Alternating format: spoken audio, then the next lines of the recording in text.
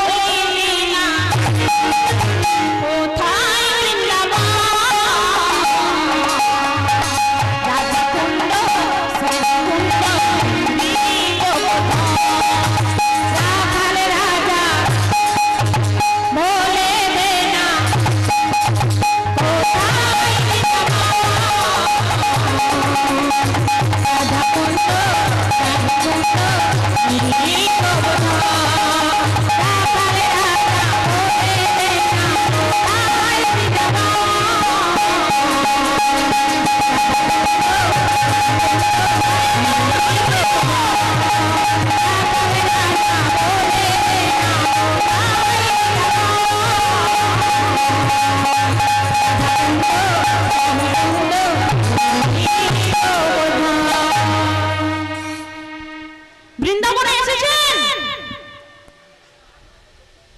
বৃন্দাবনে এসেছেন? হাতগুলো কোথায় গেল? বৃন্দাবনে এসেছেন কিনা? জয় জয় রাধা রানী কি, মদন মোহন কি, সকলেই এসেছেন বৃন্দাবনে। তার বৃন্দাবনে গোবিন্দ আমার কি করছেন না, সখাগণের সঙ্গে নিয়ে চলেছেন গোচারণে। কোন পথে চলেছেন না, যাবটের পথ দিয়ে, যেখানে রাধা রানী আছে। রাধা রানী কোথায় আছে? নয় চন্দ্রশালিকার উপরে বসে আছে। ওই চন্দ্রশালিকা থেকে গোবিন্দকে ভালো করে তার দেখা হলো। তাই গোবিন্দ যখন সখাগণের সঙ্গে নিয়ে গোচারণে চলে গেলেন, তখন রাধারানী তার সখীদের ডেকে বলছে, সখী আয় সখী, আমি তোদের কাছে আমি মনের কথা বলি। আচ্ছা সখী, আমার বধূকে তো আমি একা ভালোবাসি না, আমার বধূকে তোরাও তো ভালোবাসিস। এই জগতের যত জীব সকলেই আমার বধূকে ভালোবাসে। আচ্ছা সখী, তবু আমাকেই কেন কৃষ্ণ কলঙ্কিনী বলে ডাকে? বল না সখী। আমার হরে কৃষ্ণ। এখানে একটি ফোন হারিয়ে গেছে। যদি কোনো সহৃদয় ব্যক্তি সেটি কুড়িয়ে থাকেন, এখানে এসে জমা দিয়ে যাবেন। ফোন একটি হারিয়ে গেছে, যদি কোনো সহৃদয় ব্যক্তি সেটি কুড়িয়ে থাকেন, আমাদের এই এখানে গান হচ্ছে, এখানে এসে জমা দিয়ে যাবেন।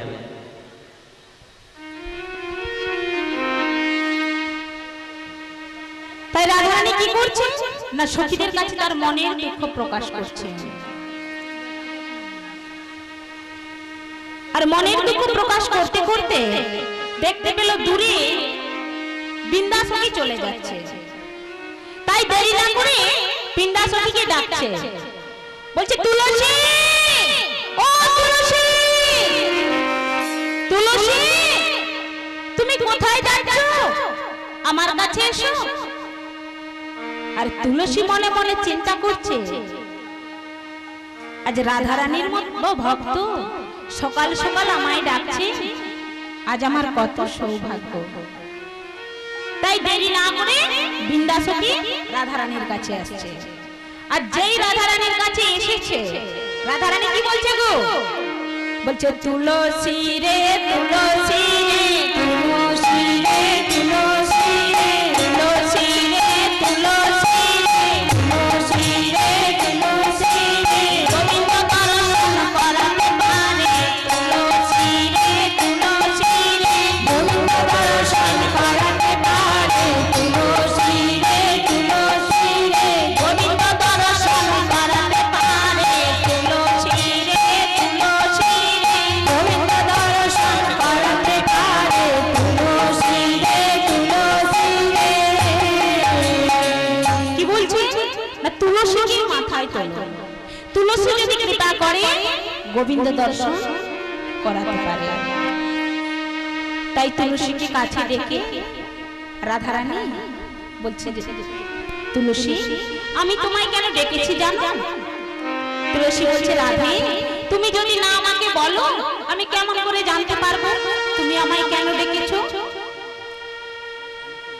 রাধারানী তুলসীকে পাশে বসিয়ে তার মনের কথা বলছে। ও গো রাধিকা রূপসী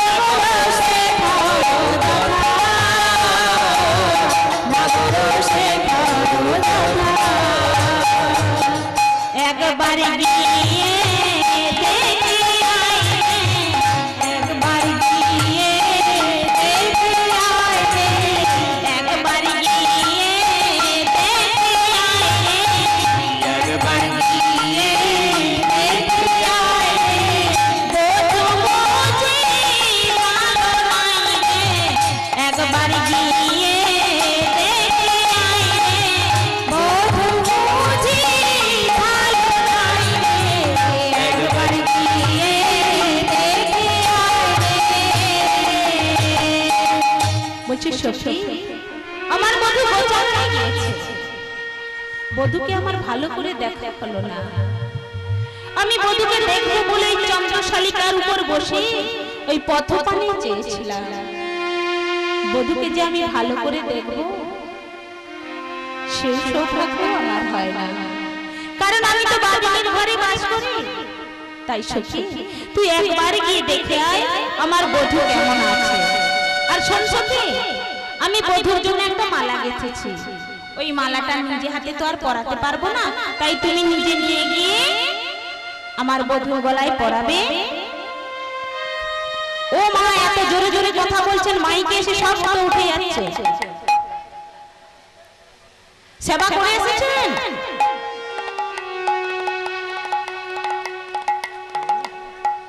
ও মা, এদিকে দেখুন, গল্প করবেন পরে, গল্পের সময় অনেক পাওয়া যাবে, এই সময়টা কিন্তু আর পাওয়া যাবে না, আবার আসছে বৎসর হবে, তাই সময়টাকে হেলায় হারাবেন না। বলছি সখী, তুমি আমার বধূর গলে এই মালাটা পরাবে, আর বধূ কেমন আছে খবরটা নিয়ে আসবে। তবে শোনো সখী, খুব সাবধানে কথা বলবে, আমার বধূ যেন জানতে না পারে যে আমি তোমাকে পাঠিয়েছি।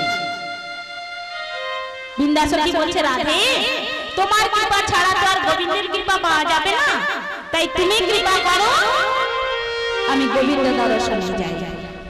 রাধা রানীর চরণ ধুলি মস্তকে নিয়ে বিন্দাসখী চলেছে গোবিন্দ দর্শন। সারা বৃন্দাবন তন্ন তন্ন করে খুঁজছে, বংশীবর যাবত কেশিঘাট নিধুমন নিকুঞ্জকানন সব জায়গায় খুঁজছে, কোথাও আর খুঁজে পাচ্ছে না। যখন গোবিন্দকে কোথাও খুঁজে পাচ্ছে না, তখন বিন্দাসখী পথের ধারে বসে নয়ন জলে বুক ভাসিয়ে কাঁদছে আর বলছে,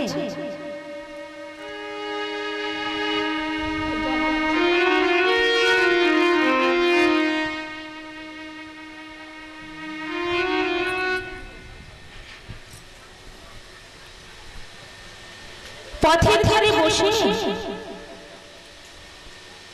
বিন্দাসখী নয়ন জলে বুক ভাসিয়ে কাঁদছে আর ডাকছে, বলছে, গোবিন্দ, শুনেছি তুমি নাকি ভক্তের ভগবান, তুমি নাকি ভক্তের ডাকে সাড়া দাও।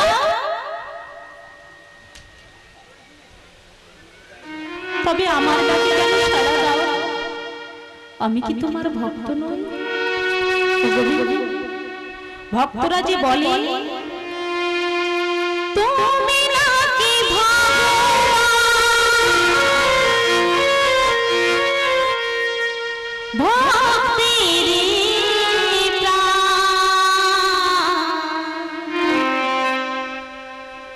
তবে কেন দুঃখ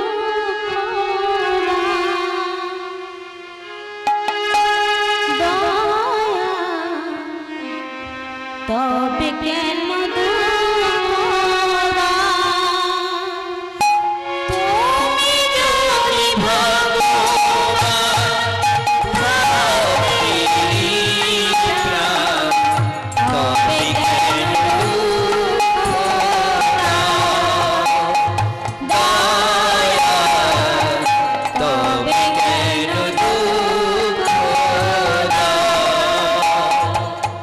তুমি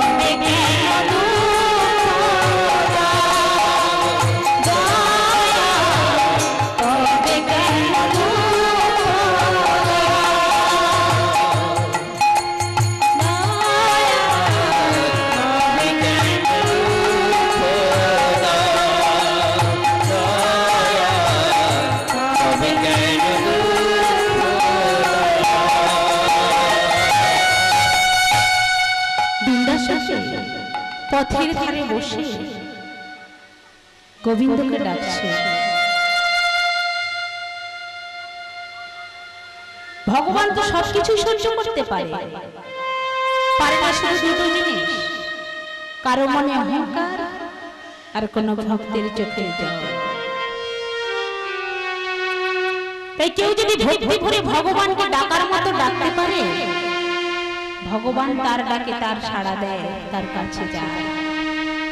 তাই ভক্তি ভরে ভগবানকে কে ডেকেছিলেন? না বিদুরের স্ত্রী পরাশরী দেবী। তাই ভগবান দুর্যোধনের বাড়িতে রাজভোগ ত্যাগ করে গিয়েছিলেন বিদুরের স্ত্রীর কাছে, পরাশরী দেবীর কাছে। আর পরাশরী দেবী কি বলেছিলেন? না ভগবানকে ভক্তি ভরে নিজে হাতে সেবা দিয়েছিলেন। কি সেবা দিয়েছিলেন? না কলাটা ফেলে ওই কলার খোসাটা গোবিন্দের বদনে তুলে দিয়েছিলেন। আর গোবিন্দ আমার ভক্তের ভক্তিতে ওই কলার খোসাটাই সেবা করেছিলেন। তাই ভগবানকে পেতে গেলে ওই বড় বড় রাজভোগ দিয়ে ডাকলে ভগবানকে পাওয়া যাবে না। ভক্তি ভরে দুফুটা নয়ন বাড়ি পরিশ্রম করে ভগবানকে ডাকার মতো ডাকতে হবে, তবেই ভগবানের কৃপা পাওয়া যাবে। তাই ভগবানকে পেতে গেলে কিভাবে ডাকতে হবে?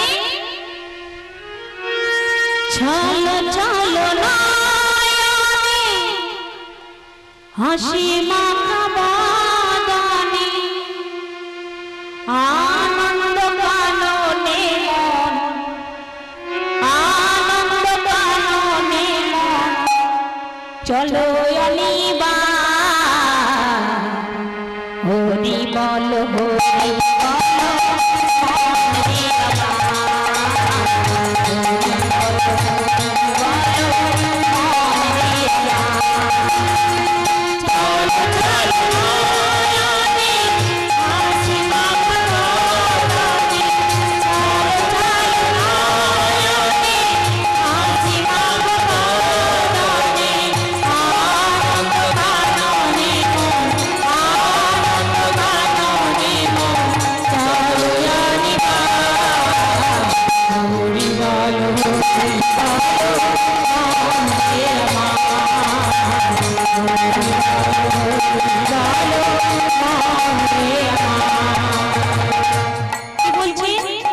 ছলো ছলো নয়নে হাসি মাখা বদনে,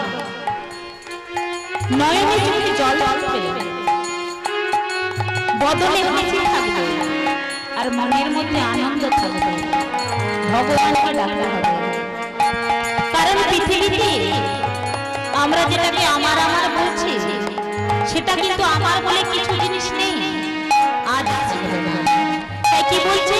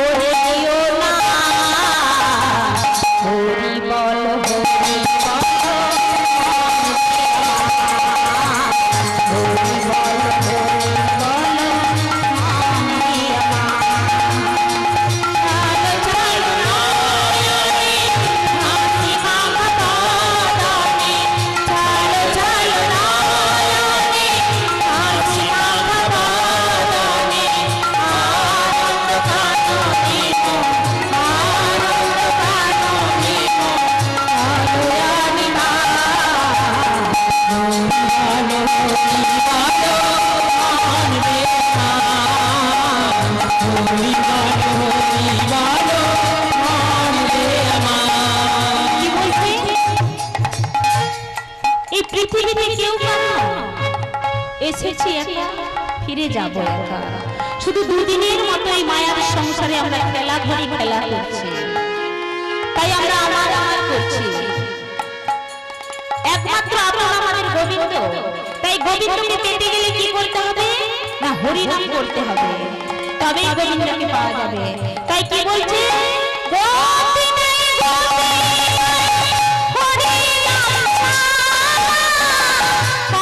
কণ্ঠ ধরিয়া হয়ে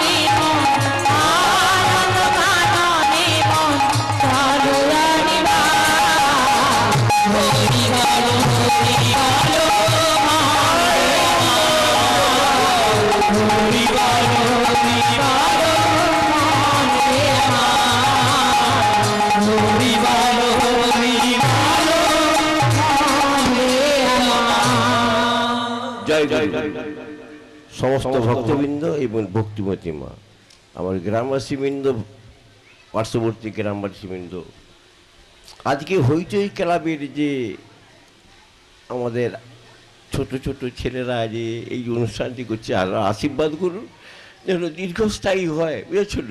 সবাই আশীর্বাদ করুন, সহযোগিতার হাত বাড়িয়ে দেবেন। হ্যাঁ, এনাদের এখন যেটা বলছি, মৃগেন সামন্ত, স্বর্গীয় মৃগেন সামন্তর পুত্র বিমল সামন্ত, তার ওনার স্ত্রী রুবি সামন্ত, এনাদের কোকিল কণ্ঠ গাহিয়ার কণ্ঠে গানে মুগ্ধ হইয়া ওনাকে রৌপ্যপদকের পরিবর্তে 500 টাকা পুরস্কার কিছু করছেন।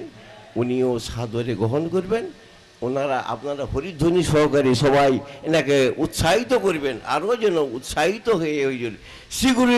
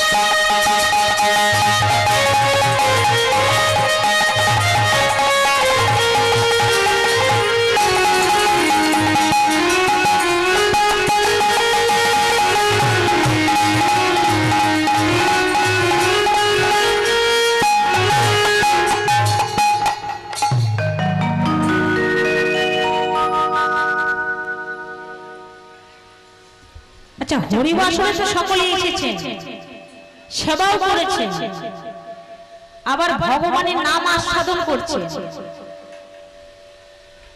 আপনারা জুতোগুলো ঠিকঠাক রেখেছেন তো? দেখুন, ধর্মীয় জায়গায় কিন্তু আগে বেশি জুতো চুরি হয়,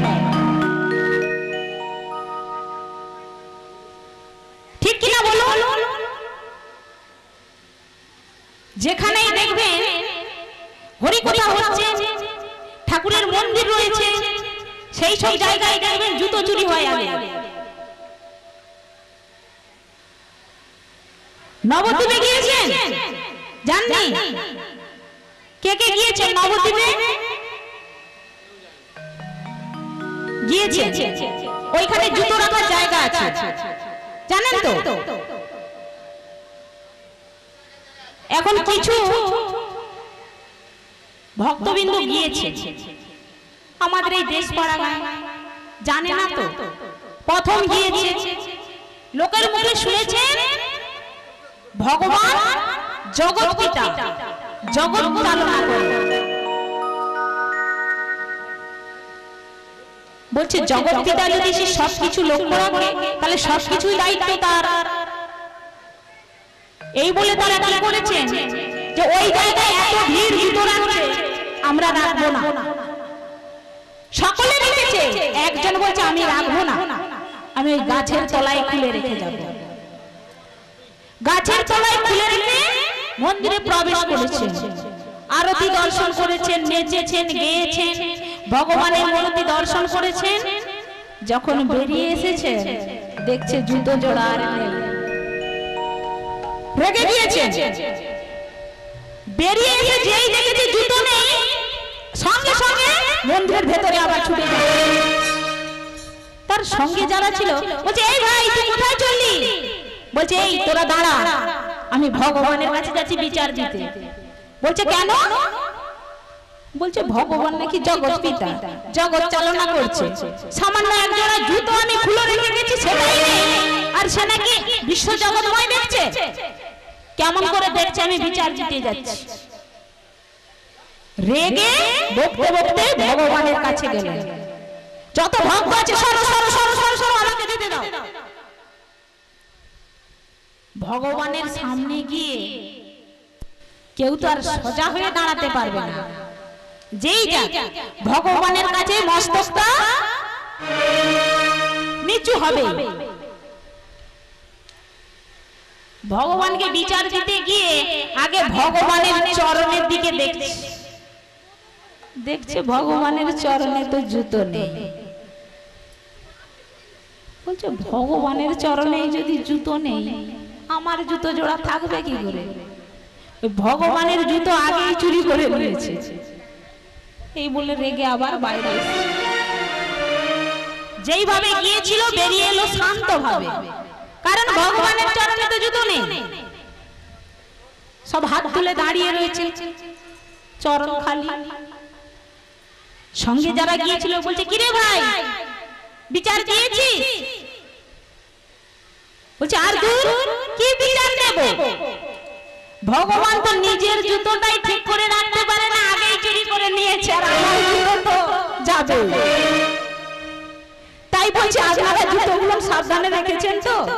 নিতাই গৌর হরি।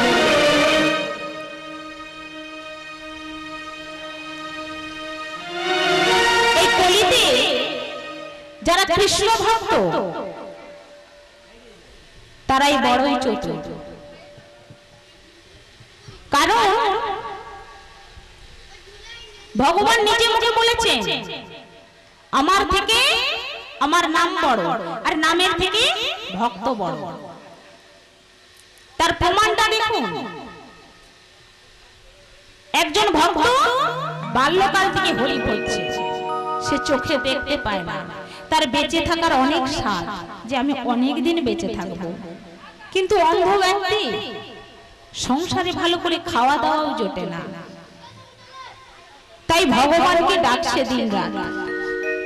ভগবান একদিন কৃপা করে এলেন, ওই ঠাকুমাকে ডাকুন তো। এখানে আসুন, এটাতে বলুন, আসুন।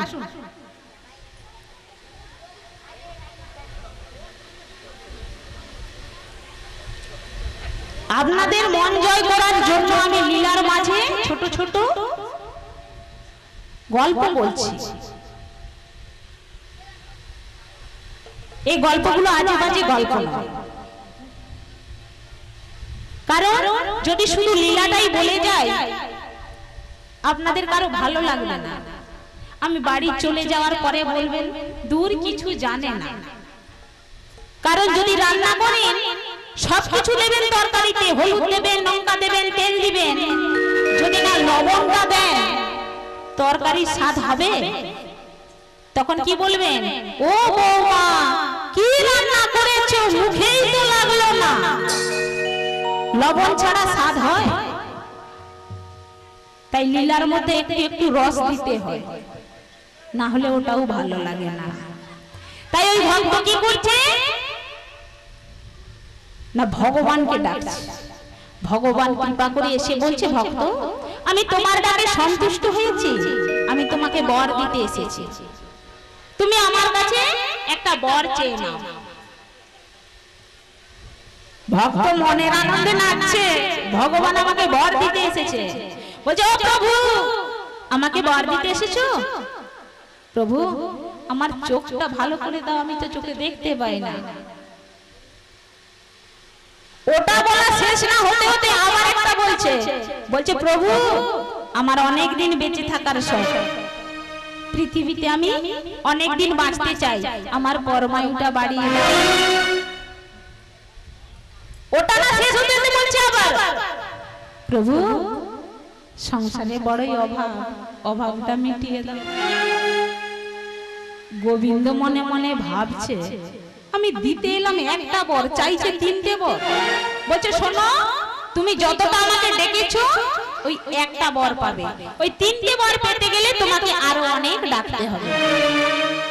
ভক্ত মনে মনে চিন্তা করছে, বাবা কত কষ্ট করে গোবিন্দ আমার কাছে এসেছে আমায় বর দিতে, এই সুযোগ ছাড়া যায়? আবার কবে কৃপা করে আসবে, হয়তো চলে গেলে আর আসবেই না, তার থেকে আমি তিনটে বর চেয়ে নিই।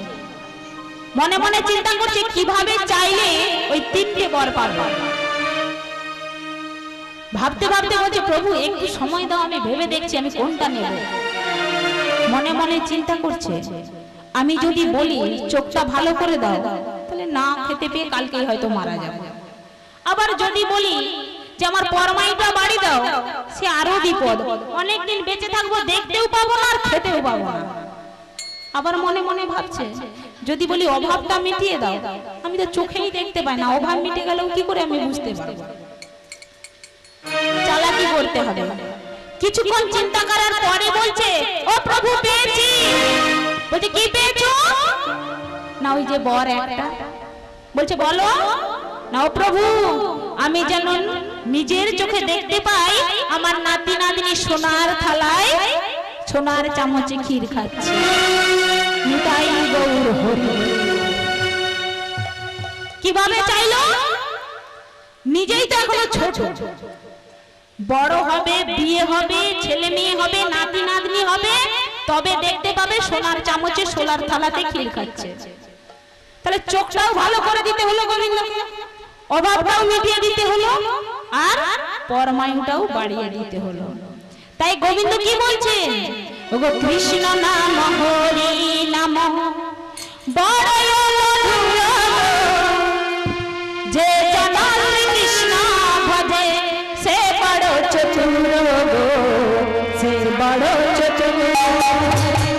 কৃষ্ণ নাম হরি নাম বড় মধুর, যে জনাল কৃষ্ণ ভজে সে বড় চতুর, সে বড় চতুর।